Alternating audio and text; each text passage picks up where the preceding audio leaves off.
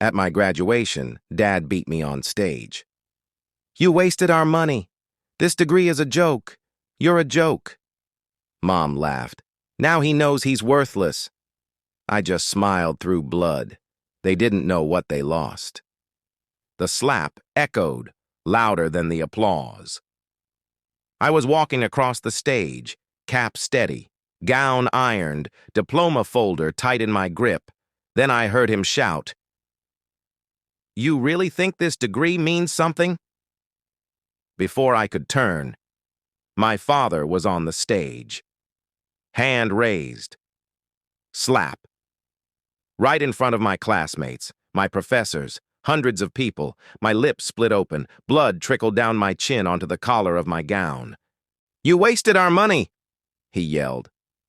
"This degree is a joke. You're a joke." "Mom," she clapped, actually clapped. "Finally," she said. "Now he knows he's worthless." But I didn't cry. I smiled, because they had no idea what I'd already done. I'm Aaron Levi, 25, and I earned this degree twice, once for me, once for the boy they tried to erase. The degree was in architecture, from a public university in Illinois, but they never wanted that. My dad wanted me to join his small contracting business, build homes with him, learn something real. Mom wanted me to stay close, help Liana, my younger sister, raise her twins since she struggled emotionally. I wanted more. I took out loans, worked nights, tutored. And yes, they helped a little, early on. Until they realized I wouldn't fall back in line, they stopped paying after sophomore year, told the family I'd dropped out. When I walked that stage, I hadn't seen them in 10 months. They only came to prove a point, that I had failed without them. Who they really were. Dad, Robert Levi, 62. Owner of Levi Contracting, looks respectable, violent when challenged, believes public success is earned through physical labor, education is paper trash. Mom, Trish Levi, 60. Church volunteer, sweet outside, corrosive inside, protects family image over family truth. Liana, 27. Emotionally manipulative, weaponizes her mental health. Lived at home until 26, dropped out twice. Mom made me drive her to appointments for years, even during my finals. This wasn't the first time they made me bleed.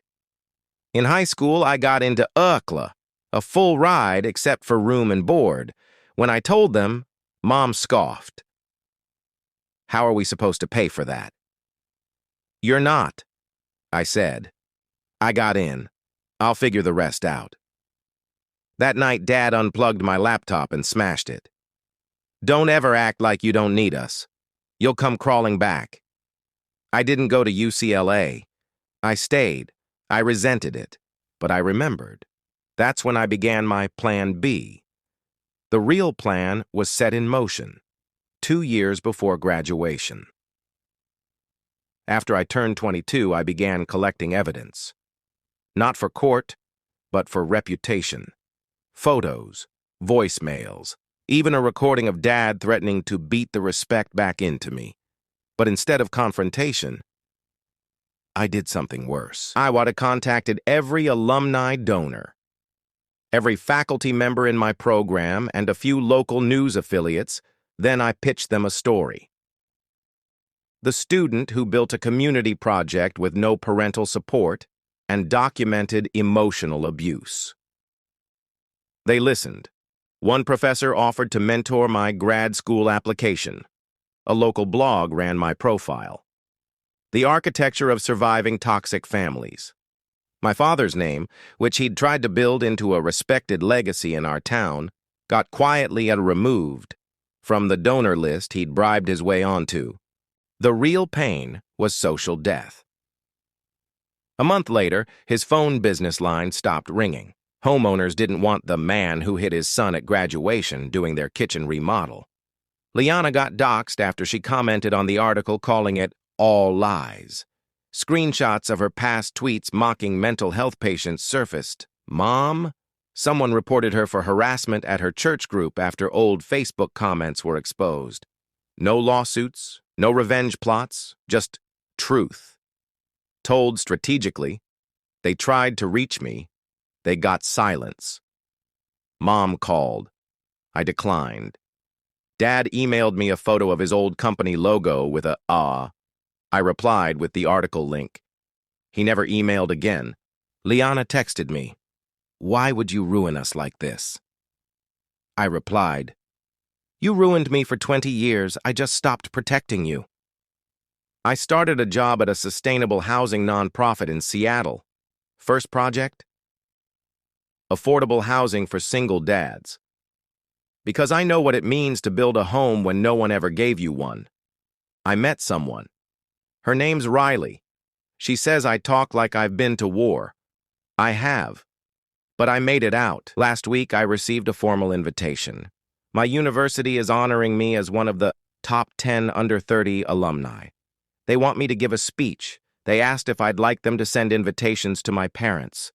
I said no, not because I'm bitter, because I'm free. You don't invite the people who mocked your dreams to celebrate your milestones. You don't give a front row seat to those who only showed up to tear you down. They weren't there for the work.